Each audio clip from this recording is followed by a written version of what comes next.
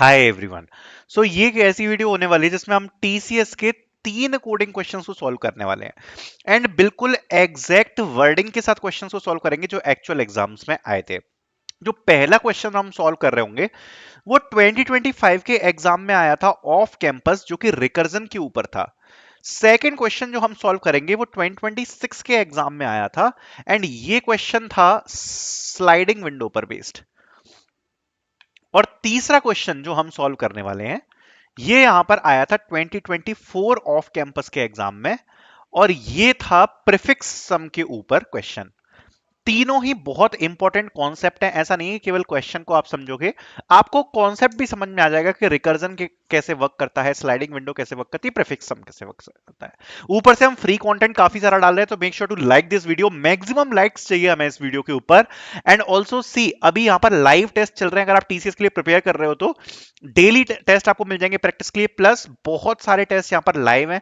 आप देख सकते हो पैराग्राफ्स प्रैक्टिस करने के लिए सेपरेट टेस्ट चल रहा है, एप्टीट्यूड के लिए सेपरेट टेस्ट चल रहा है, न्यूमेरिक रीजनिंग के लिए सेपरेट टेस्ट चल रहा है, वर्बल एबिलिटी का सेपरेट टेस्ट चल रहा है, देन एडवांस सेक्शन के लिए सेपरेट टेस्ट चल रहा है, फाउंडेशन सेक्शन का जो टेस्ट है वो आज एक्सपायर हुआ है। बहुत सारे लाइव टेस्ट चल रहे हैं आप लोगों की प्रैक्टिस के लिए, प्लस यहां पर डेली टेस्ट चल रहे हैं टॉपिक वाइज। साथ साथ में आपको फुल लेंथ मॉक टेस्ट मिल जाएंगे, प्रैक्टिस सेट्स आपको काफी सारे मिल जाएंगे। ये सब आप यूज कर सकते हो प्रैक्टिस के लिए, बहुत अच्छी प्रिपरेशन आपकी हो सकती है। TCS NQT mock test series की लिंक आपको डिस्क्रिप्शन में मिल जाएगी। देखो वैसे ही काफी टाइम निकल चुका है, अगर आपने अभी तक प्रैक्टिस करने के लिए मॉक टेस्ट वगैरह परचेज नहीं कर रहे हैं तो और लेट मत करना, बिकॉज ऑलरेडी काफी कम टाइम है। अगर आप सोच रहे हो परचेज वगैरह करने की तो आप आज ही परचेज कर लेना, एंड काफी सारे लाइव टेस्ट वगैरह आपको इसमें मिलेंगे जो आपकी प्रैक्टिस जिससे काफी अच्छी हो जाएगी। ठीक है, अब स्टार्ट करते हैं क्वेश्चंस को सॉल्व करना। तो जो नेक्स्ट क्वेश्चन था ज्यादा डिफिकल्ट क्वेश्चन था एंड ज्यादातर बच्चों को इसको सॉल्व करने में प्रॉब्लम आई है। एंड मैं यहाँ पर एक ही चीज बोलूंगा कि यहाँ पर ये क्वेश्चन आपने सॉल्व किया कि नहीं किया मुझे जरूर बताना। एंड जितना मुझे समझ में आया, बिकॉज मैंने एक बच्चे से कॉल पे पूछा है, तो जितना मुझे समझ में आया ना क्वेश्चन, मैं उस हिसाब से जा रहा हूँ। हो सकता है कि चीजें थोड़ी बहुत ऊपर नीचे होंगी, क्योंकि मुझे मेरे सामने क्वेश्चन नहीं है, मैंने बच्चे से पूछा है कि बेटा क्या आया था क्वेश्चन में बताओ जरा, तो उसने जो बताया है तो मैं आपको वो चीज समझा रहा हूँ। तो मुझे बताना कि आपका क्वेश्चन कैसा गया और आप उसको सॉल्व कर पाए कि नहीं कर पाए। तो क्वेश्चन कुछ ऐसा था कि यहाँ पर कुछ टेस्ट केसेस दिए हैं। जैसे सपोज 3 टेस्ट केसेस दिए हैं। अब 3 टेस्ट केसेस में यहाँ पर आपको अलग अलग नंबर्स दिए होंगे 3 एरेज में। जैसे फॉर एन एग्जांपल एक नंबर मैं आपको बताता हूँ विच इज 2 to 4। सपोज ये आपके टेस्ट केसेस हैं 1 2 3, देन 4 6 7। अब आप यहाँ पे 2 ऑपरेशंस कर सकते हो कि आपको कोई भी 2 नंबर्स आपको पिक करने हैं। अब वो उन 2 नंबर्स को पिक करके आपको +1 करना है, एंड जो भी एक बचा हुआ नंबर है उस पे आपको -1 करना है। तो एक नंबर जो आप जो भी करोगे, 1 नंबर जो भी आपका बचा उसमें आप क्या करोगे, -1। आपको ये चीज करनी है। 3 नंबर्स का एरे है, 2 नंबर उठाओगे उसमें +1 करोगे, एक नंबर में आप -1 करोगे। जितना मुझे बच्चे ने बताया मैं उतना बता रहा हूं। तो ये क्वेश्चन पूछा गया था, एंड जो तीनों नंबर्स हैं उन्हें इक्वल आना चाहिए। फॉर एन एग्जांपल अगर मैं पहला टेस्ट केस यहां पर उठाऊं विच इज 2 to 4, तो 2 to 4 में अगर मैं इसको इक्वल करना चाहूं तो मैं यहां पर ये 2 नंबर्स पिक करूंगा विच इज 2, 2। तो मैं यहां पर लूंगा 2, 2। इसमें अगर मैं 1 ऐड करूंगा तो ये हो जाएगा 3, इस वाले 2 में भी 1 ऐड करूंगा ये हो जाएगा 3, एंड ये जो 4 है इसमें मैं -1 करूंगा ये भी हो जाएगा 3। तो ये इक्वल हो चुके हैं दो। और ये जो दोनों ऑपरेशन है हमें साथ में करने हैं। मतलब हम जब भी 2 नंबर्स को पिक कर रहे हैं हमें उसमें एडिशन करना है और एक नंबर में -1 करना है। ठीक है, और ये ऑपरेशंस जो है हमें साथ में करने हैं और इस क्वेश्चन को हमें सॉल्व करना है। ठीक है, तो ये क्वेश्चन थोड़ा सा डिफिकल्ट क्वेश्चन है, मैं पहले ही बताना चाहता हूं। अगर इसमें समथिंग रिलेटेड टू कुछ ना कुछ ऑब्जर्वेशन हुआ, अभी मुझे ज्यादा टाइम मिला नहीं है क्वेश्चन को देखने को, क्योंकि जैसे ही अभी एग्जाम खत्म हुआ है मैं ये वीडियो रिकॉर्ड कर रहा हूँ, केवल अभी आधा घंटा हुआ है एग्जाम को खत्म हुए, और तब मैं ये वीडियो शूट कर रहा हूँ। आपको मिल जाएगी ये वीडियो 1 से 2 घंटे में। एंड अभी जब मैं ये वीडियो शूट कर रहा हूँ अभी केवल आधा घंटा हुआ है एग्जाम खत्म हुए, तो मुझे उतना सोचने का मौका नहीं मिला। अगर ये ऑब्जर्वेशन बेस्ड क्वेश्चन हुआ तो ये इजी क्वेश्चन होगा, इसमें कुछ ना कुछ मैथ्स का लगेगा। बट मैं इस क्वेश्चन को सॉल्व करने वाला हूं रिकर्जन से। मैं आपको अप्रोच समझाता हूं कि हम क्या करेंगे। तो देखो, अगर पहले तो ऑब्जर्वेशन है वो ये है कि अगर जैसे कि ये हमारे नंबर्स हैं लाइक 2 to 4 या 4 6 7, ठीक है। फॉर एन एग्जांपल 2 to 4 है या 4 6 7, ठीक है। तो इसमें अगर किसी भी टाइम हम दो ही ऑपरेशन कर सकते हैं, हमें 2 नंबर्स को पिक करना है, एक में 2 नंबर्स में +1 करेंगे एंड बाकी एक बचे हुए नंबर में हम -1 करेंगे। ठीक है, तो यहां पर जो भी मिनिमम नंबर है, लाइक सपोज 4 मिनिमम नंबर है, तो जब हम -1 करेंगे ना नंबर्स में, तो ये जो मिनिमम नंबर है इससे मिनिमम अगर आंसर पहुंचा तो उस वक्त हम रिटर्न करा सकते हैं कि नहीं भैया ये आंसर जो है वो वैलिड नहीं होगा, हम -1 रिटर्न कर देंगे। ठीक है, दूसरी बात, अगर सपोज किसी भी पॉइंट पर जो आंसर है वो मैक्सिमम से ऊपर निकल जाता है, जैसे सपोज हमें 4 6 7 दिया है, तो अगर 7 से ऊपर निकल गया आपका आंसर, तो यहां पर भी हम -1 रिटर्न कर देंगे कि नहीं भैया ये आंसर जो है ये वैलिड नहीं होगा। बिकॉज बेसिकली हमें क्या करना है, जो भी एक एरे दिया है, फॉर एन एग्जाम्पल 4 6 7, ठीक है, तो यहां पर जब हम दो नंबर्स में +1 कर रहे हैं और एक नंबर में -1 कर रहे हैं, किसी भी पॉइंट में अगर ऐसी स्थिति बनती है कि मिनिमम एलिमेंट से एलिमेंट छोटा हो गया -1 करने की वजह से, या किसी भी वक्त मैक्सिमम एलिमेंट से कोई एलिमेंट बड़ा हो गया, तो उस वक्त हम क्या करेंगे बेटा, एग्जिट कर देंगे कि नहीं यहां से हट जाओ, अब हमारा जो आंसर है इस पर नहीं आ सकता। ठीक है, पहली बात ये चीज क्लियर हो गई। दूसरी बात, जब हम ऑपरेशंस को परफॉर्म कर रहे हैं तो हम कैसे सॉल्व करेंगे, जैसे हमने फर्स्ट एग्जांपल लिया, ठीक है, 2 2 4, अब हमें कोई भी दो नंबर्स पिक करना है तो हम सारे कॉम्बिनेशंस बनाएंगे। लाइक एक कॉम्बिनेशन जैसे ये 2 2 4 है, इसको हटाओ, कंफ्यूजन होगा, हम जैसे 1 3 5 ये लेते हैं, तो एक कॉम्बिनेशन हम बनाएंगे कि भैया 1 और 3 को पहले रखो एंड 5 को बाद में रखो, ये कॉम्बिनेशन बन गया। दूसरा हम बना रहे हैं 1 को रखो, 5 को रखो, फिर 3 को रखो। तीसरा कॉम्बिनेशन हम बना रहे हैं 1 को मत रखो, यहां पर 3 को रखो, देन यहां पर 5 को रखो, या यहां पर 1 को रखो। तो ये हमने कॉम्बिनेशंस कुछ बना दिए, ठीक है, तो ये हमारे कुछ कॉम्बिनेशंस हैं जो हमने बनाए हैं। या फिर आप इसको सीधे सीधे यूं बोलो, ये कॉम्बिनेशंस हटाओ, मैं आपको सिंपल वे में समझाता हूं। ये तीन नंबर्स हैं 1 3 5, तो सपोज ये x है, ये y है और z है, तो हम कहेंगे हमारे तीन ऑपरेशंस होंगे। अगर सपोज हमने x और y को पिक किया है तो x + 1, y + 1 और z -1, एक तो ये ऑपरेशन हो सकता है। अगर सपोज हमने x + 1 एक ये नंबर पिक किया है एडिशन के लिए, y हमने माइनस में लिया है और z लिया है +1 के लिए। एक और ऑपरेशन मान लो जिसमें हमने x को माइनस में लिया है, y को +1 में लिया है और z को +1 में लिया है, क्योंकि दो नंबर हमें पिक करने हैं जिसमें +1 करना है और एक नंबर में -1 करना है। तो ये तीन कॉम्बिनेशंस बेटा हमारे बन सकते हैं, तो हम ये तीन कॉम्बिनेशंस का यूज करेंगे रिकर्जन के थ्रू, एंड इसमें जो भी ऑपरेशन हमें मिनिमम ऑपरेशंस रिटर्न करेगा उसको हम आंसर में प्रिंट कर देंगे। सिंपल सिंपल है, ये तीन ही हमारे कॉम्बिनेशंस बनेंगे, तो ये तीनों कॉम्बिनेशंस को हम यूज करेंगे, जो भी ऑपरेशन मिनिमम ऑपरेशन रिटर्न करेगा उसको हम आंसर में रिटर्न कर देंगे।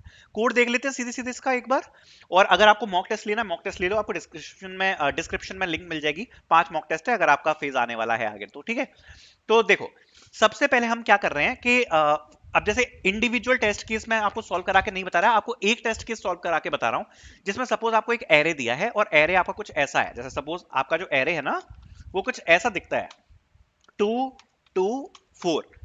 तो अब आपको पता है कि इसमें तीन ही नंबर्स हैं, लाइक 2 2 4, तो आप क्या करोगे कि एक नंबर को x में स्टोर कर लोगे, एक को y में कर लोगे, एक को z में। तो यहां पर आप बोल सकते हो कि अगर सपोज आपका ये एरे है ना, अगर ये आपका एरे है सपोज 2 2 4, मैं आपको ये बस स्टेटिक सॉल्व करके दिखा रहा हूं, तो आप बोल सकते हो x equals to x of 0, y equal to x of 1 and z equals to x of 2। ठीक है, तो ये अपन की वैल्यूज आ जाएंगी x y और z में। अब हम क्या करेंगे, इसका मिनिमम एलिमेंट ले लेंगे, क्योंकि हमें पता है कि हमें कांस्टेंट्स के साथ खेलना है। तो मिनिमम एलिमेंट इन तीनों में क्या है, हमने ऑपरेशन करके निकाल लिया, minimum of x, y, z। तो यहां पर मिनिमम एलिमेंट की वैल्यू क्या आ जाएगी 1, मैक्सिमम एलिमेंट की वैल्यू क्या आ जाएगी 5, राइट। तो अब हम इसको अपने सॉल्व वाले फंक्शन में पास करेंगे जो कि हमारा आंसर रिटर्न करेगा। तो सॉल्व में हमने तीनों पास कर दिए, which is x, y, z। अब हमने यहां पर चेक किया कि क्या हमारा कोई भी नंबर मिनिमम एलिमेंट से छोटा है। अगर किसी भी वक्त हमारा नंबर मिनिमम एलिमेंट से छोटा है तो उसी वक्त हम यहां पर 1E9 रिटर्न करा देंगे। और 1E9 रिटर्न कराने का क्या मकसद है, क्यों हम करा रहे हैं 1E9 को रिटर्न, क्योंकि हमें मिनिमम ऑपरेशंस चाहिए और यहां पर हम मैक्सिमम वैल्यू रिटर्न करा रहे हैं, जिससे हमारी जो ये वाली वैल्यू है वो नेग्लेक्ट हो जाए, इस वैल्यू का कोई इंपॉर्टेंस ही ना रहे, इसलिए हम यहां पर 1E9 को रिटर्न करा रहे हैं। ठीक है, और ऐसा ही हम करते हैं जब ऐसी सिचुएशंस होती है, और ये चीजें आपको पता होनी चाहिए, अगर आपने कोडिंग वगैरह सीखी है ये चीजें आपको पता होनी चाहिए। दूसरा ऑपरेशन हम लगा रहे हैं, अगर x की वैल्यू बड़ी है मैक्स एलिमेंट से, y की वैल्यू बड़ी है मैक्स एलिमेंट से, या z की वैल्यू बड़ी है मैक्स एलिमेंट से, तो भी हम 1E9 को रिटर्न करा रहे हैं, क्योंकि यहां पर भी हमारे कांस्टेंट्स जो हैं वो क्रॉस कर चुके हैं, हमारे कांस्टेंट्स क्रॉस कर चुके हैं, और यहां पर भी हम रिटर्न करा देंगे। अब हमारा मेन चीज आती है, अगर किसी भी पॉइंट पर x equals to y and y equals to z है, मतलब तीनों वैल्यू इक्वल हो चुकी हैं जो कि हमें क्वेश्चन में पूछा था, तो उस वक्त हम रिटर्न 0 करा देंगे कि इस वक्त हमें किसी भी ऑपरेशन की जरूरत नहीं है, x y और z तीनों की वैल्यू यहां पर बराबर है, कोई भी ऑपरेशन की हमें जरूरत नहीं है, तो हम रिटर्न करा देंगे 0। एंड लास्ट में हम क्या रिटर्न कराएंगे 1 प्लस, क्योंकि एक ऑपरेशन यहां पर लगेगा, एक ऑपरेशन लगेगा क्योंकि हम एक ऑपरेशन कर रहे हैं जो हमने अभी डिस्कस किया था। हम क्या करेंगे, अपने ये सेम फंक्शन जो कि सॉल्व फंक्शन है उसमें पास करेंगे x +1 y+1 z-1, ये हमारा एक ऑपरेशन हो गया जिसमें हम x और y को पिक कर रहे हैं एडिशन के लिए और z को -1 के लिए। दूसरे ऑपरेशन में हम x और z को पिक कर रहे हैं एडिशन के लिए, y को -1 के लिए। तीसरे ऑपरेशन में हम x को -1 कर रहे हैं, y और z को हम +1 के लिए पिक कर रहे हैं और इसको हम रिटर्न करा देंगे, फाइनल में हमारा आंसर आ जाएगा। इसको एक बार चला के देख लेते थे। फॉर एग्जांपल जैसे 135 हमारा आंसर है, मतलब सपोज ये टेस्ट केस हमें दिया है, हमारा आंसर आ गया 3, बिल्कुल करेक्ट है, 3 हमारा आंसर बनेगा। ठीक है, फॉर एग्जांपल जैसे अगर 2 to 4 है, 2 to 4 को चेक कर लेते हैं, तो 2 to 4 में केवल एक ही ऑपरेशन लगेगा ना, एक ही ऑपरेशन लगेगा, क्योंकि हमने 2 और 2 को पिक किया तो कितना हो गया, 2 + 1 2 + 1 3 एंड 4 में से -1 किया तो 3, तो ये बराबर आ गया। तो हमारा जो कोड है वो बिल्कुल प्रॉपर्ली और सही वर्क कर रहा है। आप बताना मुझे कितने क्वेश्चन कितने टेस्ट के सामने सॉल्व किए, या आप सॉल्व कर पाए या ना कर पाए, मेरे को जरूर बताना। Thank you so much for watching and content. So make sure to like this video because this is also a part of a free content. Okay, also one thing I which want to tell you, if you have your exam either on 10th March, 15th March and whatever it is, okay, there will be a lot of mock test and live test to you to prepare for your exam. Okay, so see, basically what is a live test I want to explain you. So if you will give a live test, in live test what will happen, suppose 200 students are giving the live test, you can see your rankings, that in these 200 students where you are standing, what score you are getting. Okay, because this is very very important, because when you will compete in actual TCS NQT exam as well, you will be seeing other scores, you will be seeing yours score. Okay, so this is very important that you can see your rank, how much you are scoring, and we will be also providing the full length test through which you can practice. Okay, so the link of the mock test will be in the description. Already the live tests are ongoing, so many live tests are ongoing here. Okay, and apart from this you will be getting the coding sheets for practice. In these coding sheets you will be getting questions like TCS language questions, also daily text for practice we are providing. Apart from this you will be getting a lot of practice sets here. It contains more than like 1500 questions you will be getting for practice. Okay, more than 1500 questions you will be getting for practice. Apart from the full length live test we are conducting, which you can attempt, you can see your ranks, and the price is very very affordable, only in 300 rupees we are putting it. Also you have 10 days. In 10 days we will be conducting like multiple live tests, multiple mock tests, so you can practice a lot. Okay, so the link will be in the description. Now talking about question. So this is the question. Okay, a data analytics system continuously records the number of transactions processed by a server every minute. Due to fluctuating traffic, the operation teams wants to monitor the minimum load observed or over every consecutive block of k minutes to detect potential performance bottlenecks. You are given an integer array n of size a of size n, where a of I represent the number of transaction processed in the ith minute. A fixed integer k represent the size of the observation window. For every contiguous subarray window of size k, determine the minimum number of transactions recorded within that window. Okay, so basically it's a sliding window. It's a sliding window minimum question. Sliding window minimum. Okay, they are trying to ask this, that we will be given with a size of k, the window size, and we need to find out the minimum element from that window. Okay, so this is the question which basically they wanted to ask. We will be understanding the concept of the sliding window as well. So input format you can see here. So let's talk about this test case, and from this test case only we will be understanding this question. So let's start. So see here, the value of n is 8, that means the size of array is 8. Then the given array is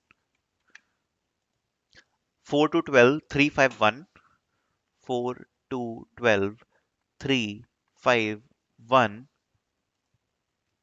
6 7 6 7. Okay, this is the array, and the size of window, which is k, is 3. Okay, now we will talk about this, what is the concept of sliding window. Okay, sliding window means, see, we are creating, see, from this let's understand the output. Okay, they are asking the minimum number from the window of size k. So the size is 3. So basically in size of 3 we need to find out the minimum numbers. So first, this is the window like 4 to 12. This is the size 3, you can see here. So the minimum number between these is 2. Then the next window will be, now 4 will be getting eliminated. We have 2, 12 and 3. So the next number again will be 2. Then 2 will be eliminated. The next window is 12, 3 and 5. The minimum number is 3. Then the next window is 3, 5 and 1. The minimum number is 1. Next number is 5, 1, 6. Again the minimum number is 1. Again the window is 1, 6, 7. The minimum number will be 1. So our output should be double two, three, triple one, right? Double two, three, triple one. This will be output. Okay. Now see, let's try to figure it out. How can we solve this question using sliding window? Because see, the main problem is if you will be using the brute force, in which suppose you are using a for loop. In that for loop, you are again using a for loop for size k, for size k, and you are comparing the number with each other, and you are trying to get the minimum number. Okay, it will give you, it will give you what? TLE error. So in the TCS itself, it was giving the TLE error. This approach, many candidates used this approach, for loop approach, double for loop approach, but it was giving the TLE error, time limit exceeded. Only 2 to 3 cases were getting passed, but baki ke test cases are not getting passed in this case. Okay. So if there is any optimization problem, then definitely we need to optimize the solution. So that is the optimal solution for this is sliding window. Okay. Now let's understand the concept of sliding window. What is a sliding window? Sliding window concept means we will be creating a window of size k. Here, the size of the window will be 3. Okay. And this window will slide one by one. Okay, one by one. Okay, because definitely the window will go like one by one of the size 3. But what we will store here, what we will store here. Okay, so basically in this window we will be storing the numbers in increasing order, in increasing order of the window. For an example, I am for in just example I am explaining you. Suppose this is 4 to 12. Okay, this is 4 to 12. Okay, so we will be storing 2, 4 and 12 like this in increasing order. Okay. Why we are storing this in increasing order? Because just take an example. Suppose our question says only 4 elements are there, which is 4, 2, 12, and for an example, sorry, it is like 4, 2, 12 and 13, or make it 5. Okay, 4, 5, 12 and 13. Suppose these 4 numbers are there. Okay, so in these 4 numbers, suppose we are maintaining the size of window as 3. Okay, and suppose the numbers are like this. Okay, so first window will be our 4, 5 and 12, right, of size 3. Now why we are maintaining this? Suppose if we will move our window forward by one step, then 4 will be removed, right? Now the minimum number will be removed, but for the next window when 13 will be added, the first number which we have in our window can be the minimum number. So we do not need to compute the whole system again, that what is the minimum number. We can directly answer whatever the number is in the front will be our minimum number. That's why we are keeping a window like this in which the minimum number will be in front, so that we don't need to compute again and again like which number will be minimum here in the window. Okay, so that's why we are creating a window like this, so it will decrease the time complexity. This is the basic reason. Now how we will do it, I'll just explain you. Okay, so it is not easy. Now we are understanding the concept of sliding window, and it will help you in each and every question if sliding window get asked in your exam. Okay, so basically this is our array, and sliding window we already got it, like how we will be maintaining the sliding window. Now let's start one by one to the dry run. Okay, now let's talk about the dry run. So in the dry run, see, first of all, we have 4. Whatever the number we will be getting, we will be inserting in our queue. So suppose we are creating one queue. In that queue, we will be pushing that number. Okay. So first at the starting, our queue is empty. So we don't need to perform any kind of operation here. Now we got 4. So the first step will be insert 4. So whenever we will insert the 4 in the queue, our queue will look like now this 4. Okay. Okay. Now we got 2. Now we got 2. So see, now we have something in our queue. Now we have multiple checks and multiple steps to check it. Okay. We have 2. So now first of all, we will check. Okay. We will check here. If this 2 we will be inserting, if it is inserting after the 4, or we should insert before the 4, because if you will see the 2 is lesser than 4 and we need to maintain the sliding window in increasing order. But do we need to maintain this 4 if we have 2? Because we already know that this 2 is coming after 4. Okay, the 2 is coming after 4, right? And if a minimum number is coming after the maximum, the bigger one, then definitely for each window, this will be the answer. Okay, if you will suppose in this window, 2 will be the answer. Even if you will take the next window, the 2 will be the answer. Okay, because it is already a smaller number and we only want a smaller number. So we can remove 4, right? We can remove 4. So a condition which we will check, a condition which we will check is, see, if a number is coming and that number is smaller than whatever the number is in our queue at the back, we will start removing it. Okay, you will understand it one by one.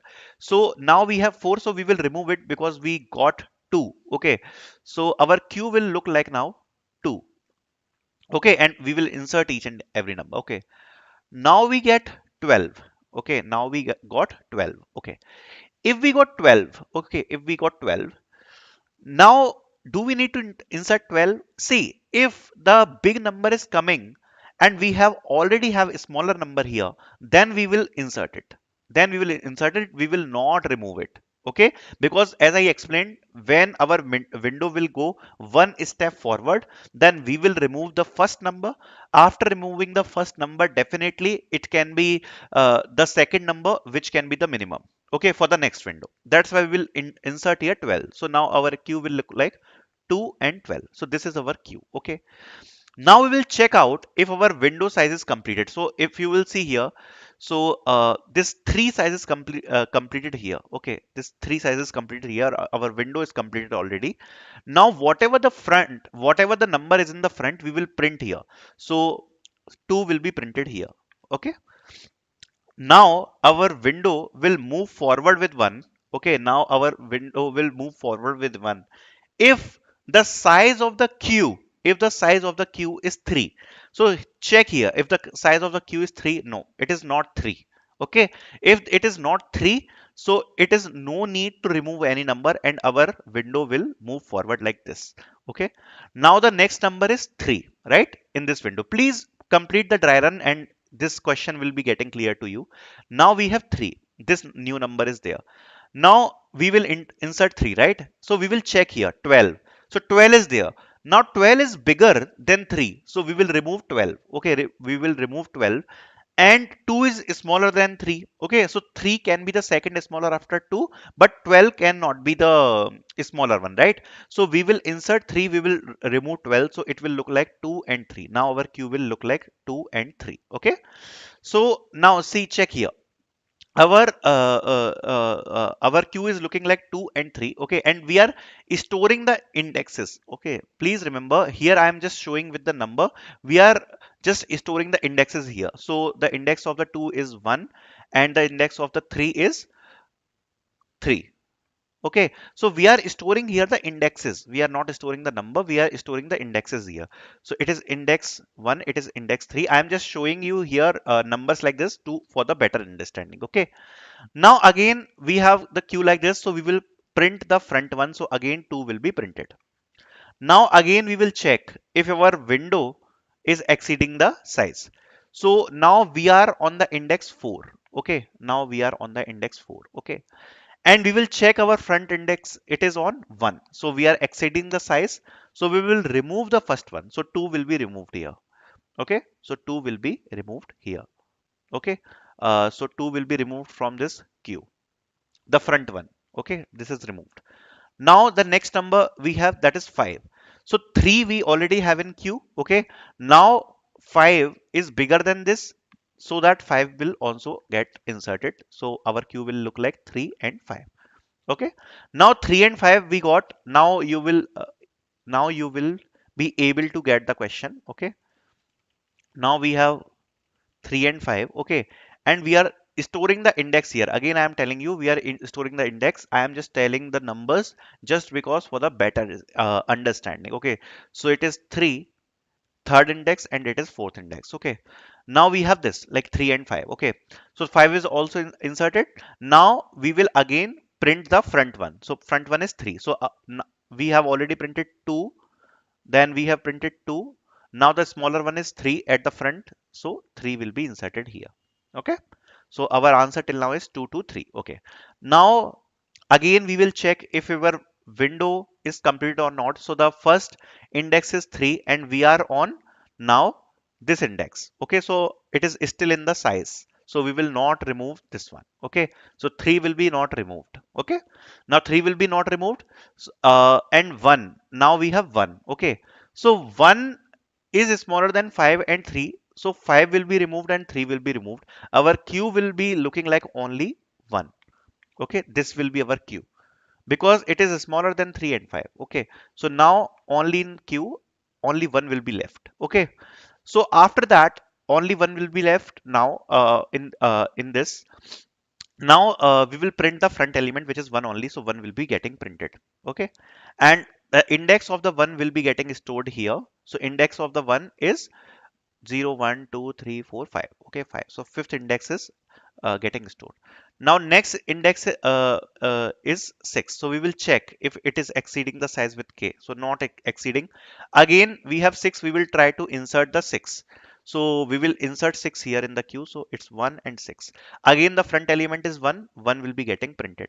Again the size is not getting exceeded. So 7. So 7 will getting inserted. So 1, 6 and 7. This will be in the queue. Again, the smaller element is 1. So 1 will be getting inserted here. And this will be our final answer. The loop will be getting ended here. So this will be our final answer. Okay. Now, if you have any kind of confusion, let me give you a smaller view what we are doing. Okay. This was a complete dry run, how everything will be going on. Okay. So this was, I was explaining to you how everything will be there in the solution. Now let's quickly talk about the summary, like what we are doing. Okay, so basically in this sliding window, what we are doing is, okay, what we are doing is, first we are checking if the window size is full, if the window size is full or exceeded. Okay, remove the front element from window. Okay, so suppose our window is like this. Suppose 2 3 4. Okay, so window is full, or our window have the index like first, second index, second is fourth index. Now we are moving toward 5 index. Okay, then we will check here the indexes. Okay, now it is exceeding the size, right? If it is exceeding the size of window like k, then we will be removing the front element, because definitely we are moving forward by one step, right? So we will be removing the first one. So this is our first step. Okay, in summary, that we will be removing the first index if our size is getting exceeded. Okay, this is the first point.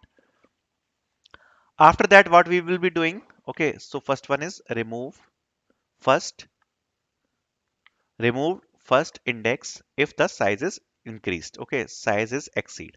This is the first.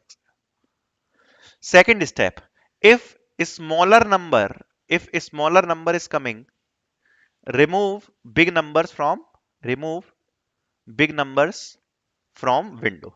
This is the second step which we will be doing, because if there is a bigger number, then we will be removing all the bigger number. Okay. Third, push the current element, whatever the element is, we will be pushing that in our window. Okay. Fourth step, fourth step, print the front element.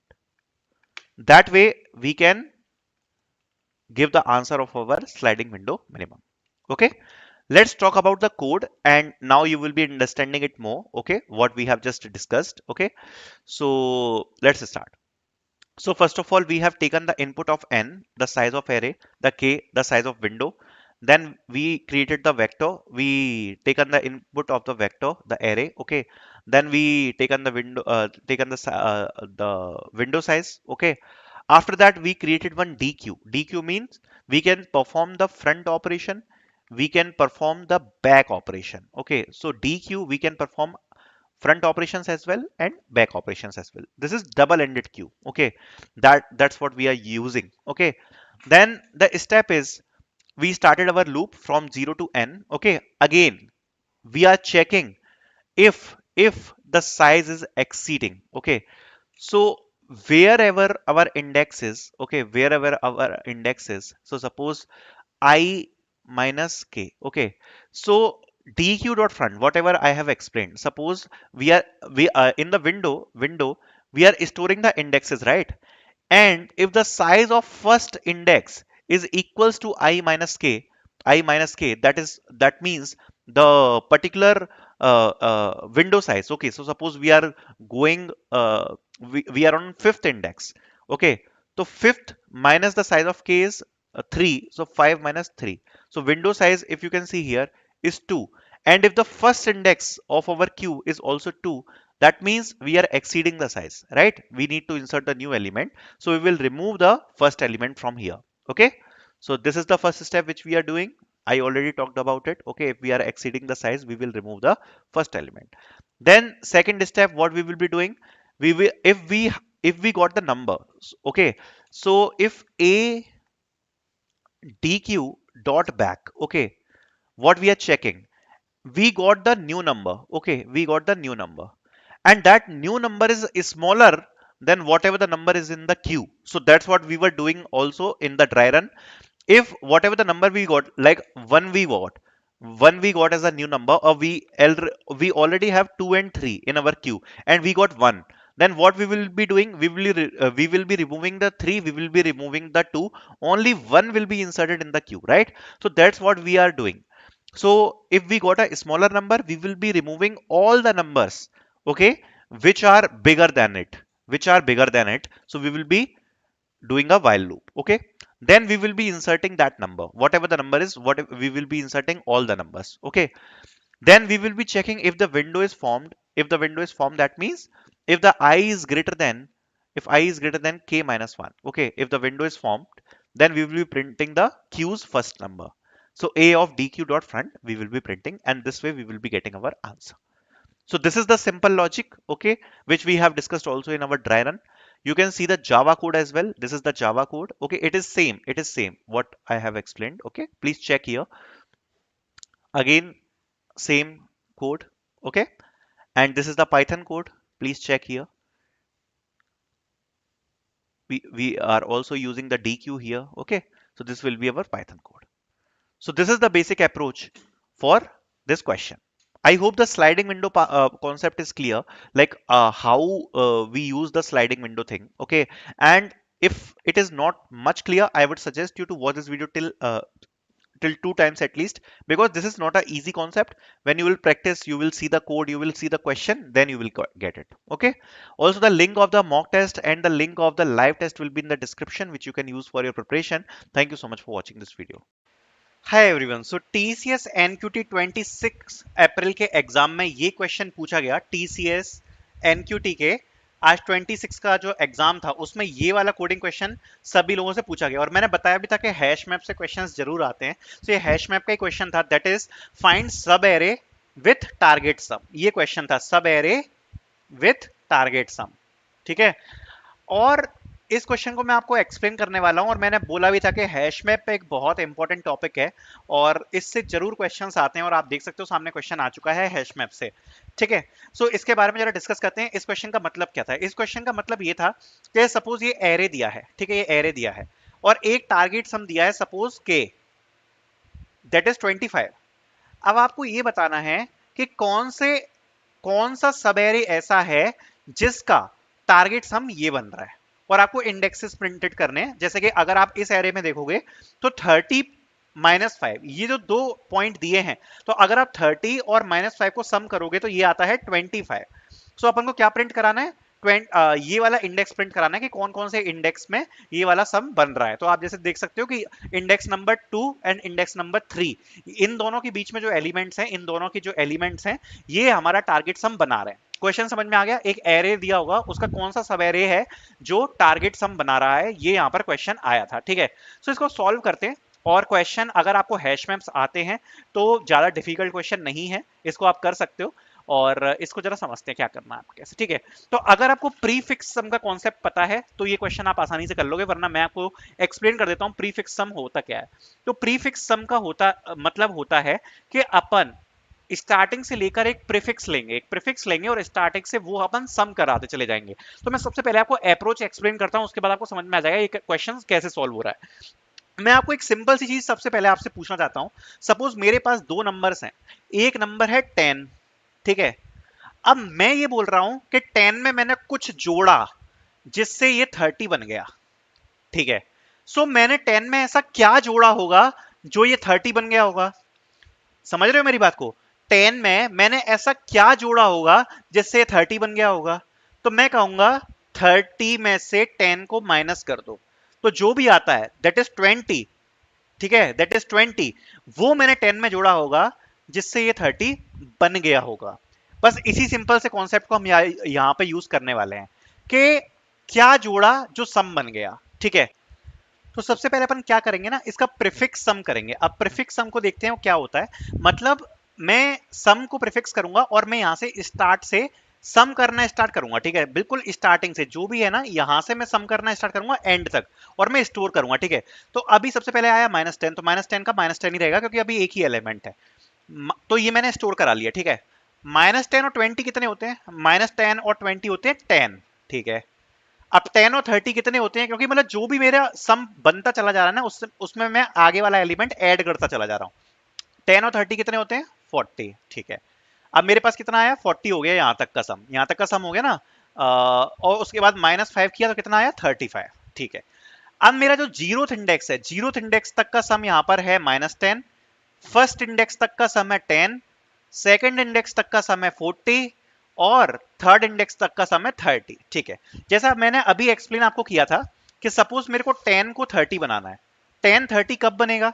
जब मैं 10 में कुछ amount जोड़ूंगा। सो मैं कैसे निकालूंगा वो amount? 30 minus 10 करके, दैट इज 20। ठीक है, सो ये मैं ऑलरेडी स्टोर मान लो करा चुका हूं। जैसे मैंने आपको बताया के था हमारा 25, हमें सब एरे निकालना है 25 का। सो मैं 25 कैसे निकालूंगा? मैं कहूंगा कि देखो, जैसे सपोज 10 है, 10 से मान लो 35 बन गया, तो मैं ये बोलूंगा कि ना कि 10 में मैंने 25 जोड़ा होगा तभी तो 35 बना होगा। ठीक है, तो मैं क्या करूंगा, कैसे पता लगाऊंगा? मैं 35 में से 25 को माइनस करूंगा और मैं चेक करूंगा कि अगर ये मैंने कैलकुलेशन करी और ऑलरेडी मेरे पास वो वाली संख्या है, दैट मींस मेरे पास 10 है, तो मेरी इक्वेशन सेटिस्फाई हो गई। दोबारा मेरी बात को सुनना, यही इंपॉर्टेंट टर्म है। मेरे को सपोज 10 को 35 बनाना है, जैसे यहां पे लिखा है 10 और ये लिखा है 35। 10 से 35 कब बना होगा? ये जो 10 है इससे 35 कब बना होगा? 10 से 35 तभी तो बना होगा जब इसके बीच में 25 आया होगा, वरना कैसे बनेगा? अगर 10 से 35 हमारा बना, क्योंकि हम सम कर रहे हैं, इसका मतलब है कि बीच में 25 आया है। और बीच क्या है? बीच मतलब है ये वाला इंडेक्स और ये वाला इंडेक्स। ठीक है, ये वाला इंडेक्स और ये वाला इंडेक्स, और आप सामने देख सकते हो 30 -5 कितना होता है? 25। सिंपल। हमने क्या किया, हमने लगातार सम किया, प्रीफिक्स सम किया। अब मैं ये बात कह रहा हूं कि जैसे यहां पर आप देख सकते हो 10 से 35 बन गया, कब बना होगा? जब उसके बीच में 25 आया होगा, जो कि हमारा k की वैल्यू है। बस उसके बीच के इंडेक्स को हम प्रिंट करा देंगे। तो आई होप ये आपको चीज क्लियर हो गई होगी। और अब इसको थोड़ा सा टेक्निकल शब्दों में समझते हैं। तो सबसे पहले हमने प्रीफिक्स सम कर लिया। प्रीफिक्स सम में जैसा कि आप देख सकते हो, अब इसको जरा टेक्निकल शब्दों में समझ लेते हैं कोड में कैसे होगा। तो देखो, अपन की k की वैल्यू है 15। ठीक है, अब मैं क्या करूंगा, स्टेप बाय स्टेप चेक करूंगा। सबसे पहले जो भी हमारा करंट सम चल रहा है -10, ठीक है, उसमें से हमारे टारगेट सम को माइनस करूंगा। ठीक है, तो -10 -25 कितना आया? -35। क्या इससे पहले कभी भी -35 आया है? तो नहीं आया है। अगला स्टेप हमारे सामने क्या है? 10। 10 में से माइनस करूंगा अपने सम को, सो क्या आया -15। क्या इस एरे में कहीं भी -15 आया है? नहीं आया है। माइनस करूंगा अब मैं 40 में से 25 को, क्या आया 15। क्या कहीं भी इससे पहले 15 आया है? नहीं आया है। अब हमारा लास्ट एलिमेंट बचा है दैट इज 35, इसमें से माइनस करूंगा 25 को, क्या आया 10। क्या इससे पहले कहीं भी 10 आया है? तो यस 10 आया है, यहां पे आया है 10, ठीक है। सो देखो 35 में से 25 माइनस किया 10, 10 आया है। इसका मतलब जैसा मैंने आपको एक्सप्लेन किया कि उसके बाद वाले जो इंडेक्स हैं वो हमारा टारगेट सम मतलब के बनाते हैं, 25 बनाते हैं। बस इसी को अब हम कोड में लिखेंगे। अब इसका जरा कोडिंग में सॉल्यूशन देख लेते हैं। तो जैसा मैंने आपको बताया, सबसे पहले हमने क्या किया है, यहाँ पर हमने एक सबसे पहले यहाँ पर मैप क्रिएट किया है, ठीक है। मैप क्रिएट करा है। ये मैप क्या स्टोर करेगा? अपना सम स्टोर करेगा, जैसा कि मैंने आपको यहाँ पर एग्जांपल में एक्सप्लेन किया था। ये प्रीफिक्स जो सम है ना, इसको हम मैप में स्टोर करेंगे विथ इंडेक्स, ठीक है। विथ इंडेक्स हम स्टोर करेंगे, जैसा कि मैंने आपको यहाँ पर एक्सप्लेन किया था, बिल्कुल वैसे ही। तो जो आपका ऐसे कुछ स्टोर होगा, जैसे कि आप ये मान लो कि -10 है, ठीक है, -10। अब -10 कहां कौन से इंडेक्स तक स्टोर कर रहा है? ये कर रहा है 0th इंडेक्स को स्टोर। उसके बाद हमारा प्रीफिक्स सम आया 10, ये स्टोर करेगा, ये मतलब इंडेक्स को स्टोर कर रहा है 10 1 को, 42 को, और 35 स्टोर करेगा 3 को। सो हम अपने मैप में यहां पर क्या स्टोर करा रहे हैं? सम और की, ठीक है। सबसे पहले हमने एक मैप क्रिएट किया, करंट सम की वैल्यू 0 ली है हमने, और यहां से हम सबसे पहले सम करना स्टार्ट करेंगे, जैसा मैंने आपको एक्सप्लेन किया था अभी। सम हमने करना स्टार्ट किया, सम हमने कर कर यहाँ पर क्या लिखा, अगर सम की वैल्यू टोटल सम के बराबर आ जाती है तो हमने इंडेक्स को प्रिंट करा दिया। इसका मतलब क्या है, जैसे कि सपोज ये है अपन का एरे 10 20 30, ठीक है, ये अपन का एरे है, और जो k की वैल्यू है k वो भी 30 है, मैं 30 ही चाहिए। सो जब हम यहां से सम करते चले जा रहे हैं, जैसे ही हमने 10 जोड़ा और 20 जोड़ा, ये हमारा 30 हो गया। सो बस अपन को करंट सम ही सम की इक्वल मिल गया, तो अपन इन दोनों इंडेक्स को प्रिंट करा देंगे, है ना। सो अगर जिस भी पॉइंट पर हमारा करंट सम सम के इक्वल हो जाएगा, हम दोनों इंडेक्स को प्रिंट करा देंगे। 0 से i के बीच में ये हमारा सम पूरा का पूरा प्रिंट हो जाएगा, ठीक है। अब हमारी आई मेन बात, हमने क्या किया था, अभी मैंने आपको एक्सप्लेन किया था कि करंट सम में से हम सम को माइनस करेंगे। हमारा जो सम होता चला जा रहा है उसमें से हम टारगेट सम को माइनस करेंगे मैप में, और अगर वो सम हमारे मैप में एग्जिस्ट करता है, जैसा कि मैंने अभी आपको क्वेश्चन में भी एक्सप्लेन किया था कि यहां पर हम माइनस कर रहे हैं, ठीक है, हम माइनस कर रहे हैं, और अगर ये माइनस हम जो कर रहे हैं अगर ये एग्जिस्ट करता है, ठीक है, जैसे ही हमने माइनस किया करंट सम में से अपने टारगेट सम को, इसका मतलब क्या है, हमारा सम फाउंड हो चुका है सब एरे में। सो हम अपने इंडेक्स को प्रिंट करा देंगे, क्योंकि हमने इंडेक्स स्टोर किए थे। तो मैप करंट सम माइनस सम जो हमने ये फाइंड किया है +1 से लेके ith इंडेक्स तक हमारा ये प्रिंट हो जाएगा, जो कि हमारा लूप में चल रहा है, इंडेक्स जो चल रहा है ना करंट सम में, वहां तक का इंडेक्स यहाँ पर प्रिंट हो जाएगा। और लास्ट में हम अपने मैप में सारे के सारे करंट सम को स्टोर कराते चले जा रहे हैं, और बस हमने ये प्रिंट करा दिया और ये हमारा आंसर आ गया। अब आपको एक बार कोड में बता देता हूं कैसे क्या हमने किया है। तो सबसे पहले हम एग्जांपल ले लेते हैं, यही वाला एग्जांपल लेते हैं, एक बार आपको ड्राई रन करके दिखाता हूं। -10 20 30 और -5, ठीक है। Let me take this example. So example है अपन का -10 और क्या था 20, -10 20 30 और -5, ठीक है, ठीक है। सबसे पहले अपन ने क्या किया, करंट सम अपन जोड़ते चले जा रहे हैं। सो यही अपन सम कर रहे हैं, प्रीफिक्स सम कर रहे हैं, -10 +20 +30 -5, ये अपन का होता चला जाएगा। उसके बाद यहाँ पर इक्वालिटी चेक कर रहे हैं कि अगर अपन का जितना भी सम हो गया है, क्या वो सम टारगेट सम की इक्वल तो नहीं है, ठीक है, ये चीज अपन ने चेक कर ली। अब आगे क्या करना है, अपन मैप में फाइंड कर रहे हैं, तो इस वाले स्टेप को एक बार चेक करते हैं। जो अपन मैप में फाइंड कर रहे हैं उसका मतलब क्या है, जैसे मैंने यहाँ पर, जैसे मैंने अभी आपको एक्सप्लेन किया था, सबसे पहले अपन का ये हो गया -10, ठीक है, -10, उसके बाद ये हो गया अपन का 10, फिर उसके बाद ये अपन का हो गया 40, और ये हो गया -35। अब अपन ये फाइंड कर रहे हैं कि करंट सम मतलब जितना भी हमारे ये सम चलता जा रहा है, जो मैंने आपको एक्सप्लेन किया था -10 माइनस हमारी जो टारगेट वैल्यू थी जो कि हमारी 25 थी, उसको अगर हमने माइनस किया, क्या वो पहले एग्जिस्ट करती है, वही हमने किया है, क्या वो एग्जिस्ट करता है, अगर एग्जिस्ट करता है बस हम वही प्रिंट करा देंगे। तो जैसा कि आपने देखा कि यहां पर एग्जिस्ट कर रहा था ये वाली इस जगह पर, तो जैसे ये एग्जिस्ट कर रहा था तो हमने बस वही इंडेक्स प्रिंट करा दिया है, ठीक है। आई होप ये आपको समझ में आ गया होगा। इसका जो कोड है, उसकी कोड की लिंक आपको मैं डिस्क्रिप्शन में प्रोवाइड कराऊंगा, जिससे कि जाके आप चेक कर सकते हो। बाकी क्वेश्चन का एक्सप्लेनेशन हो सकता है आपको समझ में आ गया हो। So thank you so much for watching. Hi everyone, so इस वीडियो में हम यहाँ पर सॉल्व करने वाले हैं 26 मार्च के टीसीएस एनक्यूटी के क्वेश्चंस को। ठीक है, अब ये जो क्वेश्चन है वो TCS NQT off campus hiring 2025 में पूछा गया था। जैसे आप लोगों का टेस्ट है ऑन 20 मार्च, 21 मार्च, 26 मार्च, ऐसे ही लास्ट ईयर 26 मार्च को एक टेस्ट हुआ था। उसके फर्स्ट एंड सेकेंड फेज में कुछ क्वेश्चन आए थे, उनको हम आज सॉल्व करेंगे। जो फर्स्ट क्वेश्चन है वो यहाँ पर पूछा गया था 26 मार्च के एग्जाम में। एंड हम लोग हमेशा बोलते रहते हैं कि टीसीएस में कभी कभार यहाँ पर डीपी और ग्राफ्स के क्वेश्चन पूछे गए हैं, बट ये कोई नहीं बताता कि क्या क्वेश्चन पूछा गया था। हर कोई आपको कहेगा कि एरे और स्ट्रिंग्स पढ़ के चले जाना, बट कोई ये बात तो नहीं बताता कि टीसीएस में जब डीपी और ग्राफ के क्वेश्चन पूछे गए थे तो वो क्या क्वेश्चन पूछे गए थे। तो इस वीडियो में डीपी का क्वेश्चन हम सॉल्व करेंगे। पहली बार कोई व्यक्ति है जो डीपी का क्वेश्चन सॉल्व करवा रहा है जो कि टीसीएस में पूछा गया था। So make sure to like this video. ठीक है, बाकी डीपी का सॉल्यूशन मैं आपको लिंक भी प्रोवाइड करवाऊंगा डिस्क्रिप्शन में। पहले क्वेश्चन को समझ लेते हैं, क्यों प्रोवाइड करवाऊंगा उसका भी रीजन बताऊंगा। क्वेश्चन कहता है you are given an array rods representing the length of rods. You want to build two fences of equal total height. You can combine multiple rods to form a fence. Each rod can be used at most one. You cannot break rods. Some rods may remain unused. Your task is to determine the maximum possible height of the two equal fence. If it is not possible to build two fences of equal height, return 0. rods की value दी है, output दिया है 10। Simply समझाता हूँ ये question बोल क्या रहा है। देखो सीधे सीधे क्वेश्चन ये बोल रहा है, आपको रॉड्स की हाइट दी है 1 2 3 4 5 एंड 6। आपको दो रॉड्स बनानी है, दोनों रॉड्स की जो हाइट है वो पता क्या होनी चाहिए, इक्वल। ठीक है, इक्वल हाइट होनी चाहिए दोनों रॉड्स की, ये पहली कंडीशन है। दूसरी, मैक्सिमम होनी चाहिए। अब अगर आप इस एरे में देखोगे ना, तो ऐसा केवल एक ही कॉम्बिनेशन बन पाएगा। अगर फॉर एन एग्जाम्पल यहां पर अगर आप सम कर दो 6 + 4 का, एंड यहां पर अगर आप सम कर दो 5 + 3 + 2 का, तो अगर आप देखोगे तो वैल्यू यहां पर कितनी आ जाएगी, 10, और यहां पर भी वैल्यू आ जाएगी 10।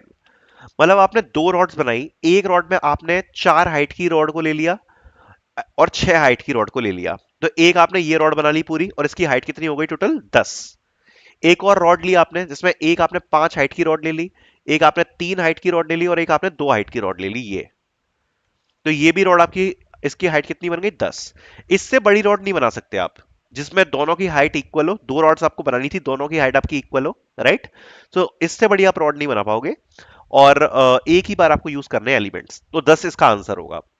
अब इस क्वेश्चन को कैसे सॉल्व करेंगे देख लेते हैं एक बार। ठीक है, तो देखो सबसे पहले तो यहां पर 1 2 3 4 5 6 यहां पर दिया हुआ है, आपको पता ही है। ठीक है, अब ये मैं आपको बताता हूं कि टीसीएस में जब ये क्वेश्चन पूछा गया था ना, तो देखो 60 टेस्ट केसेस होते हैं, जिसमें दो होते हैं पब्लिक टेस्ट केस, पांच होते हैं प्राइवेट टेस्ट केस। सो पांच में से तीन प्राइवेट टेस्ट केसेस वर्क कर रहे थे। अगर आप रिकर्जन का सॉल्यूशन लिखोगे, अगर आप डीपी का सॉल्यूशन रखोगे, तो दो टेस्ट केसेस फेल हो रहे थे। और आप बिलीव नहीं करोगे कि ये लीड कोड का हार्ड लेवल का क्वेश्चन है, हार्ड लेवल क्वेश्चन है ये लीड कोड का। मैं आपको दिखाता हूं, लीड कोड का ये क्वेश्चन है। अगर आप देखोगे ना, तो ये इसको बोलते हैं टॉलेस्ट बिलबोर्ड। ये क्वेश्चन है, ये टॉलेस्ट बिलबोर्ड, और लीड कोड पे हार्ड लेवल का डीपी का प्रॉब्लम है। गूगल वगैरह में पूछा जाता है, बहुत हार्ड क्वेश्चन है अगर आप ऑप्टिमाइजेशन की तरफ जाओगे। तो मैं आपको थोड़ा बहुत तो समझा दूंगा कि ऑप्टिमाइजेशन आपको कहां करना पड़ेगा, बट ऑप्टिमाइजेशन का जो सॉल्यूशन है वो आपको लिंक में डिस्क्रिप्शन में दे दूंगा। आपको क्वेश्चन का सॉल्यूशन समझाता हूं रिकर्जन वाला, जो कि टीसीएस में यहां पर टोटल दो पब्लिक एंड तीन प्राइवेट, मतलब 5 टेस्ट केसेस को पास कर रहा था। ठीक है, क्योंकि देखो ऑप्टिमल सॉल्यूशन मुझे ऐसा लगता है टीसीएस रेयर केस में ऐसे क्वेश्चंस देती है, मतलब जब इस प्रकार के क्वेश्चंस आपको देखने को मिले और ऑप्टिमल का एक अच्छा सॉल्यूशन दिया गया है यूट्यूब के ऊपर, तो वो मैं आपको समझा दूंगा। सबसे पहले मैं इसको समझाता हूँ कि रिकर्जन की सॉल्यूशन को आप कैसे लिखोगे। उससे पहले मैं आपको यहाँ पर बताना चाहूंगा कि यहाँ पर टीसीएस की हमारी लाइव मॉक टेस्ट सीरीज चल रही है, जिसका लिंक आपको डिस्क्रिप्शन में मिल जाएगा। इसमें आपको डेली टेस्ट मिल जाएंगे प्रैक्टिस करने के लिए, प्लस सबसे इंपॉर्टेंट चीज आपको यहाँ पर फुल लेंथ के टेस्ट मिलने वाले हैं। अब ये फुल लेंथ टेस्ट से जब आप प्रैक्टिस करोगे, और जो इंपॉर्टेंट टॉपिक्स होते हैं उनके अगर आप लाइव टेस्ट से प्रैक्टिस करोगे, तो आपको एक एक्चुअल आइडिया लगेगा कि जब एक्चुअल एग्जाम दोगे टीसीएस का, तो आपका परफॉर्मेंस कैसा जाएगा। बिकॉज देखो जो लाइव टेस्ट होते हैं ना, ये एक अल्ट्रा सिमिलर चीज है जो टीसीएस का टेस्ट पूछा जाएगा वो। तो जब आप इन टेस्ट को अटेम्प्ट करोगे, आप अपनी रैंक देख पाओगे कि बाकी बच्चों की क्या रैंक आ रही है और आपकी क्या रैंक आ रही है। फिर आप कंपेयर कर सकते हो कि बाकी बच्चों की रैंक के हिसाब से आपकी रैंक के हिसाब से कट ऑफ किया जाएगा, और उस हिसाब से आप अपने जो वीक एरियाज है उनको इंप्रूव कर सकते हो। अपार्ट फ्रॉम दिस काफी सारे प्रैक्टिस टेस्ट प्रोवाइड करवा रखे हैं हमने, वो आप देख सकते हो।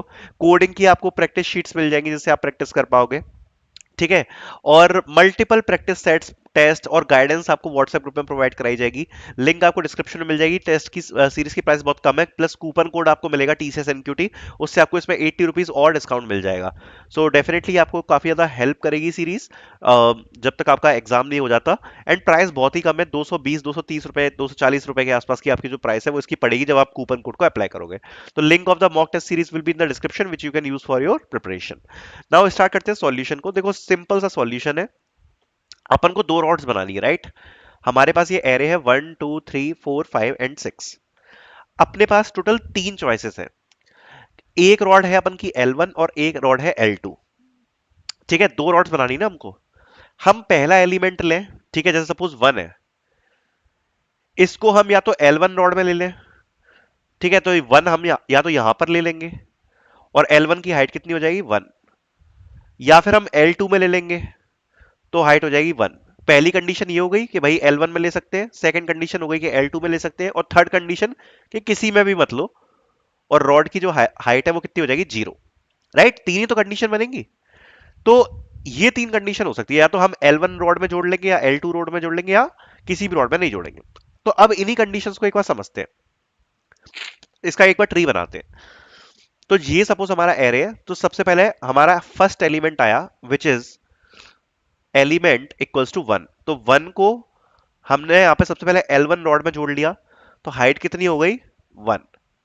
ठीक है, L2 रॉड में जोड़ लिया तो L2 रॉड की हाइट कितनी यहां पे हो गई 1। और किसी भी रॉड में नहीं जोड़ा तो हाइट कितनी हो गई 0। तीन ही तो चॉइस है, या तो L1 रॉड में जोड़ लेंगे, या L2 रॉड में जोड़ लेंगे, या फिर हाइट हमारी 0 हो जाएगी। फिर जब L1 रॉड में जोड़ लिया, अगला एलिमेंट आया 2। ठीक है, तो अगला एलिमेंट फिर से आया अपना 2। अब उसके लिए भी तीन कंडीशन रहेंगी हर कंडीशन में, राइट। तो जब 2 आया, उसको या तो हम L1 में जोड़ लेंगे, या L2 में जोड़ लेंगे, या किसी में भी नहीं जोड़ेंगे, राइट। तीन ही तो कंडीशन होंगी। तो मैं आपको एक ब्रांच समझा रहा हूं रिकर्जन कॉल्स की, एक ब्रांच केवल, क्योंकि काफी बड़ा ट्री हो जाएगा, राइट। तो अगर आप सपोज इसको L1 वाले में जोड़ लोगे ना 2 को, तो L1 की हाइट अभी कितनी है फिलहाल के लिए यहां पर 1, तो कितनी हो जाएगी L1 की हाइट 3। L2 की हाइट क्या है, अगर अपन इस वाली कंडीशन में देखोगे तो L1 की हाइट तो 1 है, लेकिन L2 की हाइट तो इस वाली कंडीशन में 0 होगी ना, क्योंकि इसमें तो अपन ने L1 में जोड़ दिया था 1, इस वाले में 0,1 होगी कि L1 की हाइट 0 होगी और L2 की 1 होगी, राइट।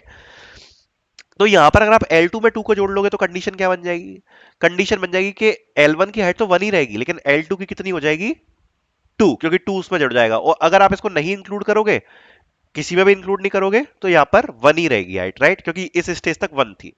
तो यहां पर L1 की हाइट क्या हो गई 3, L2 की कितनी हो गई 0। और यहां पर L2 की L2 इस वाली कंडीशन के लिए जो हमने जब L2 में जोड़ा, तो L1 की हो गई 1, L2 की हो गई 2, एंड नन वाले में 1। अब सपोज इस ब्रांच को आप और आप उसको एक्सपेंड करना चाहते हो, नेक्स्ट एलिमेंट आया 3। सो अगर आप इस ब्रांच में जाओगे, अगेन तीन कंडीशन बनेगी कि आप 3 को आपने सपोज L1 में जोड़ा, तो L1 की हाइट कितनी बन गई 6, L2 की रही 0। अगर आपने L2 में जोड़ा तो L1 की हाइट हो गई 3 और L2 की भी हो गई 3। किसी में भी नहीं जोड़ा तो L1 की हाइट है 3 और 0। ये तो कंडीशन होगी। तो इस प्रकार से आपका जो रिकर्जन ट्री है वो दिखेगा, राइट, जैसा मैंने बनाया है।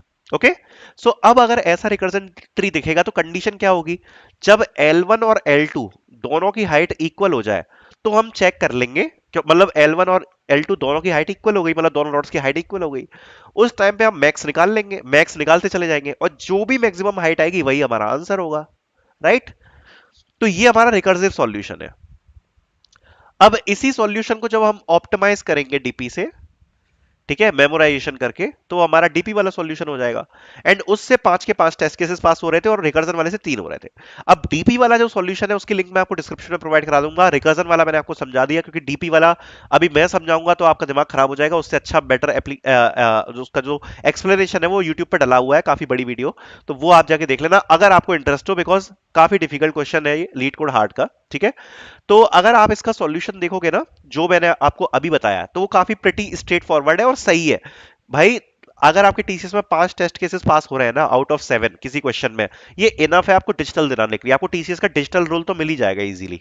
ठीक है, तो देखते हैं सॉल्यूशन को। तो जो मैंने आपको एक्सप्लेन किया है सेम वही है।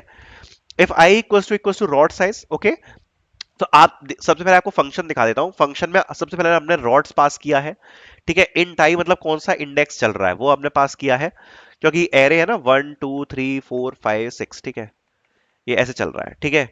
सो इंडेक्स हम बढ़ाते जाएंगे अपने आई से।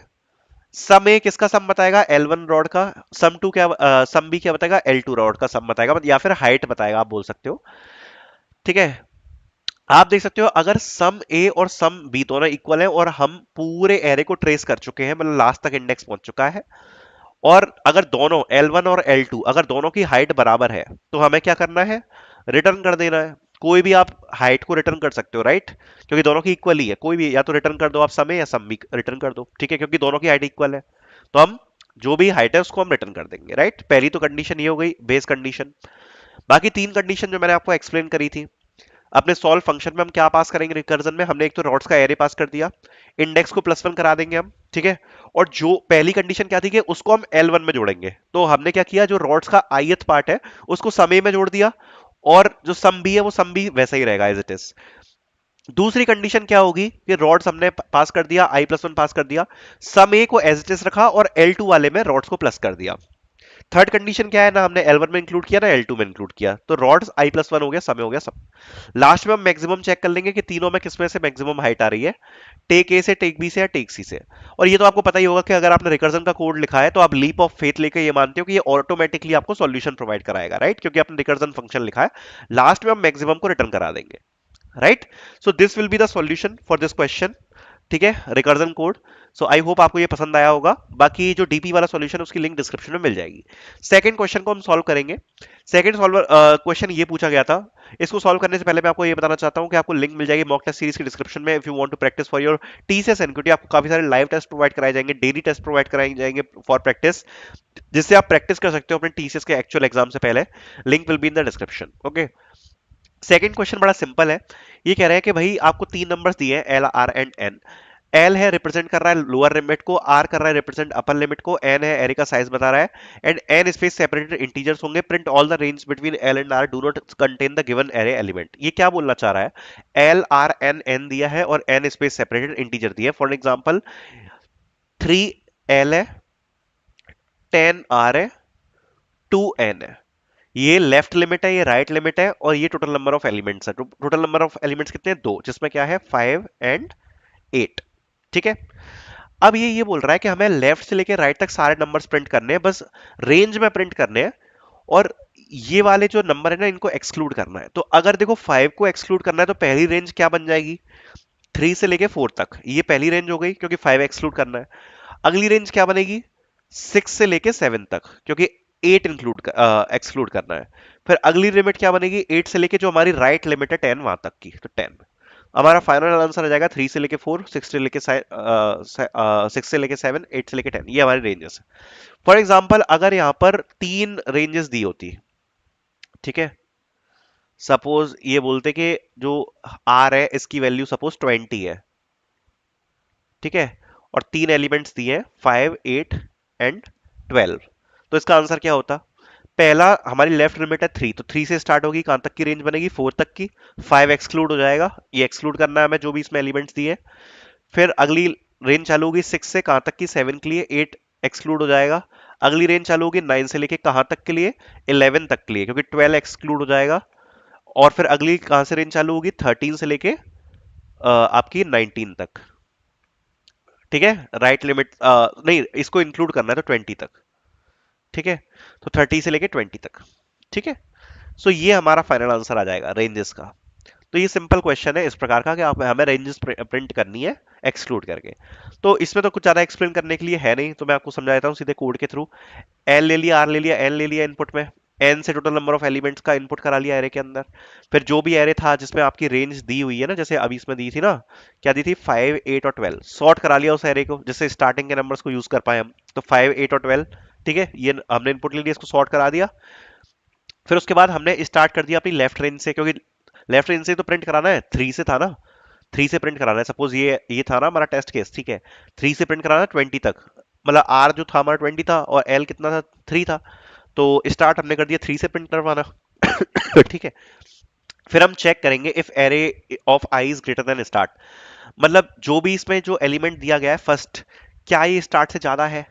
अगर ये स्टार्ट से ज्यादा है तो हम इसको सीधे उसके बाद से स्टार्ट करेंगे। ठीक है, सीधे हम स्टार्ट को उसके बाद से स्टार्ट करेंगे। इसका कहने का क्या मतलब है, आपको सीधी सीधी समझा देता हूं। अगर आप इसको देख लोगे ना, एरिया ऑफ आई, तो अभी ये स्टार्ट से ज्यादा है, राइट? तो लाइक 5 है, 5 इसमें वैल्यू दी हुई है।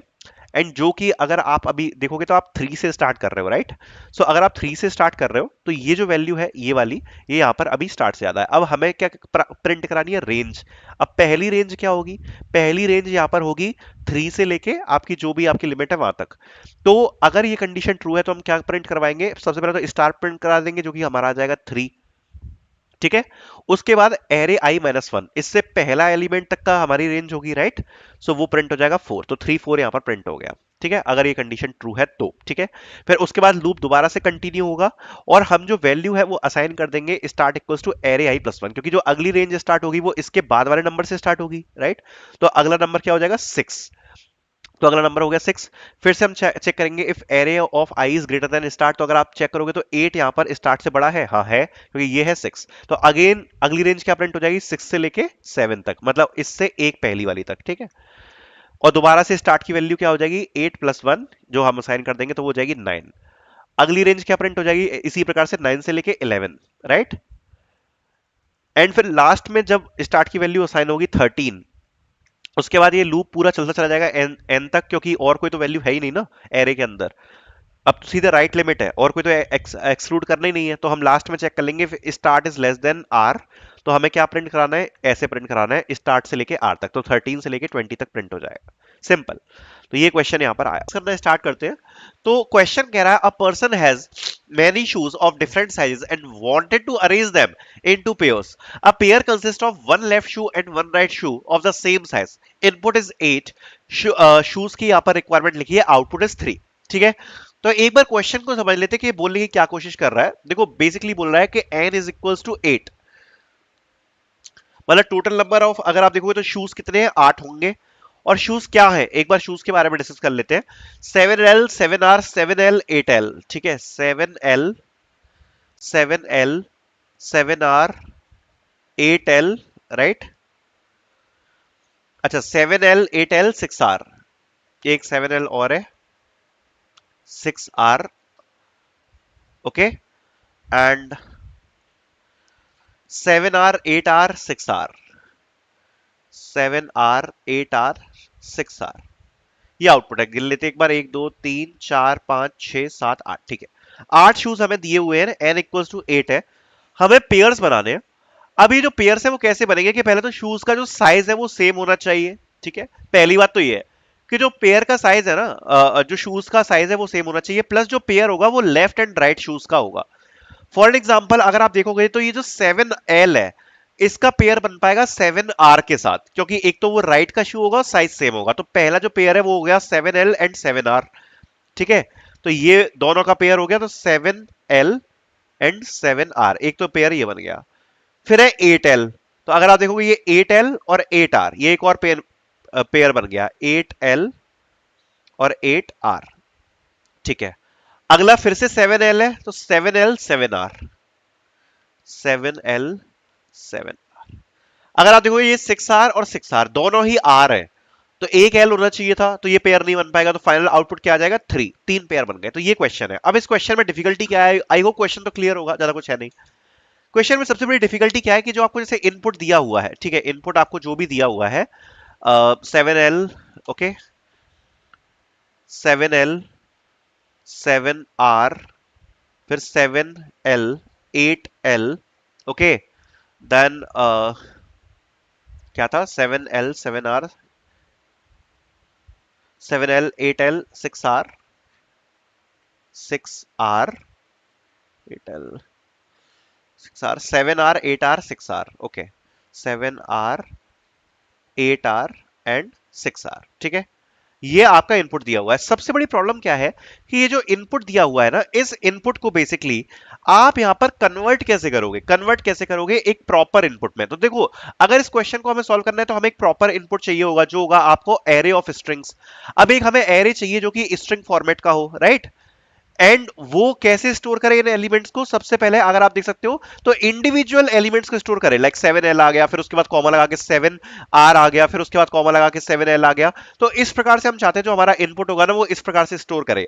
लेकिन अगर आप देखोगे तो टीसीएस में ये आपको इनपुट दिया हुआ है डायरेक्टली इस प्रकार से, ठीक है, आपको डायरेक्टली इस प्रकार से दिया गया है, जो कि एक सिंगल स्ट्रिंग है, सिंगल स्ट्रिंग। तो ये बहुत सिंपल है, ऑलरेडी मैंने इसको डिस्कस किया हुआ है कि आप स्पेस सेपरेटेड, अगर स्पेस सेपरेटेड स्ट्रिंग दी हुई है तो उसमें आप स्प्लिट फंक्शन का यूज करके उसको कैसे एरे में कन्वर्ट कर सकते हो। उसके लिए मैंने ऑलरेडी एक वीडियो बना रखी है, how to take input and output, जाके चेकआउट कर लेना, ठीक है, how to take input and output वाली। उसमें मैंने ऑलरेडी ये बताया हुआ है कि इस प्रकार का अगर इनपुट हो तो उसको एरे में कन्वर्ट करने के लिए आप स्प्लिट फंक्शन का यूज करोगे, स्प्लिट करोगे स्पेस से, तो ये जो पूरा स्ट्रिंग आपको देखने को मिल रहा है ये एक यहां पर एक एस प्रकार का आपका एरे देखने को आपको मिल जाएगा। अब जब हमारे पास ये एरे आ गया तो हम अपने आगे की एल्गोरिथम यूज कर सकते हैं, ठीक है। अब आगे की एल्गोरिथम क्या होगी हमारी, देखो बहुत सिंपल है, इसमें कुछ ज्यादा है नहीं। सबसे पहले जब हमारे पास इस प्रकार का पूरा एक एरे बन के आ जाएगा तो हम बेसिकली ये काउंट करेंगे कि बेसिकली पेयर्स कितने हैं, पेयर्स कितने हैं, ठीक है, लेफ्ट के पेयर्स कितने हैं और राइट के पेयर्स कितने हैं, प्लस उस पेयर का साइज क्या है, उस पेयर का साइज क्या है। और बाद में हम देख लेंगे भाई दोनों का कंबाइन करके कितना हमारा आउटपुट पे आ रहा है। फॉर एग्जांपल अगर आप पहला अगर आप इनपुट देखोगे तो ये था 7l, ठीक है।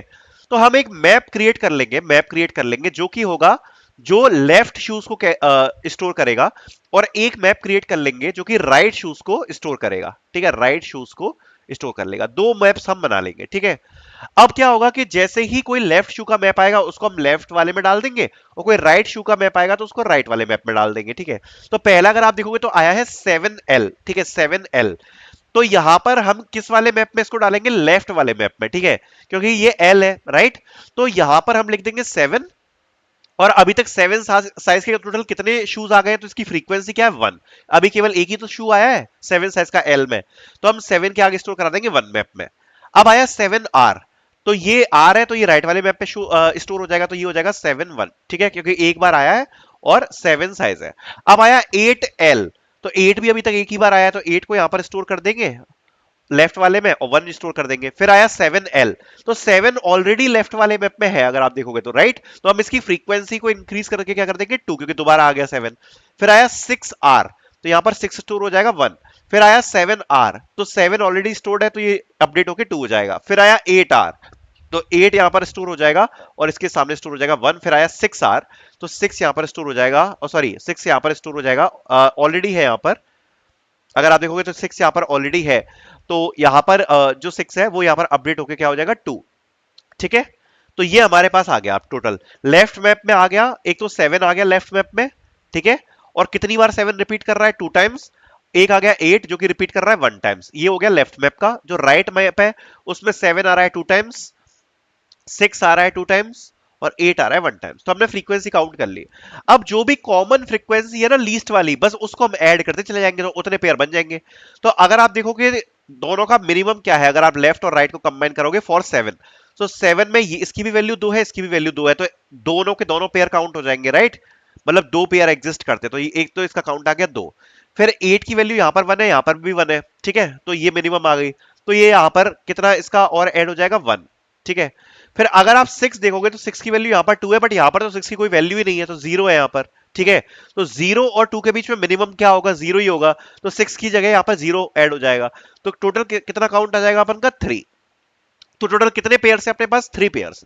सिंपल लॉजिक है, दोनों मैप बनाएंगे, दोनों में स्टोर करेंगे लेफ्ट वाले का साइज, राइट वाले का साइज, और जो कॉमन है वो कॉमन हम ऐड करते चले जाएंगे, ठीक है। आई होप लॉजिक क्लियर होगा।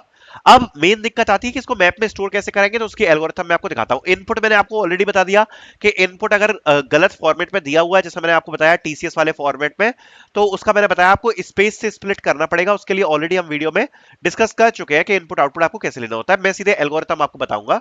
तो एक तो हमने लेफ्ट काउंट का मैप बना दिया, ये लेफ्ट वाले शूज को काउंट करेगा, एक राइट काउंट का बना लिया, और शूज अभी हम मान लेते हैं हमारे पास इस प्रकार से हमारे एरे में है। उसके बाद हम लूप करेंगे शूज को, ये वाला जो हमारा पूरा एरे है स्ट्रिंग एरे, इसको हम लूप करेंगे, ठीक है। फिर 1 बाय 1 हमारे सारे शूज आ जाएंगे। सबसे पहले क्या आएगा 7l। अब 7L हमारी स्ट्रिंग में हम इसको अगर आप देखोगे तो 7L हमारी स्ट्रिंग S में स्टोर हो जाएगा, राइट। अब इसमें सबसे पहले हम जो लास्ट वाला कैरेक्टर है उसको चेक करेंगे। तो इसके लिए हम क्या करेंगे, हमने लास्ट वाले कैरेक्टर को चेक किया और जो ये फर्स्ट वाला कैरेक्टर है इसको हमने चेक किया। तो जो शूज का साइज है वो क्या होगा, तो हम स्टोर करेंगे साइज में, तो हम लिखेंगे इंट साइज STOI, ठीक है। That means string to integer, ठीक है, इंटीजर में कन्वर्ट कर रहे हैं हम इसको। फिर हमने सब स्ट्रिंग फंक्शन यूज किया है एंड अगर आप देखोगे तो जीरो से लेके एस साइज डॉट -1 तक ये जो फंक्शन है वो हमारा चलेगा।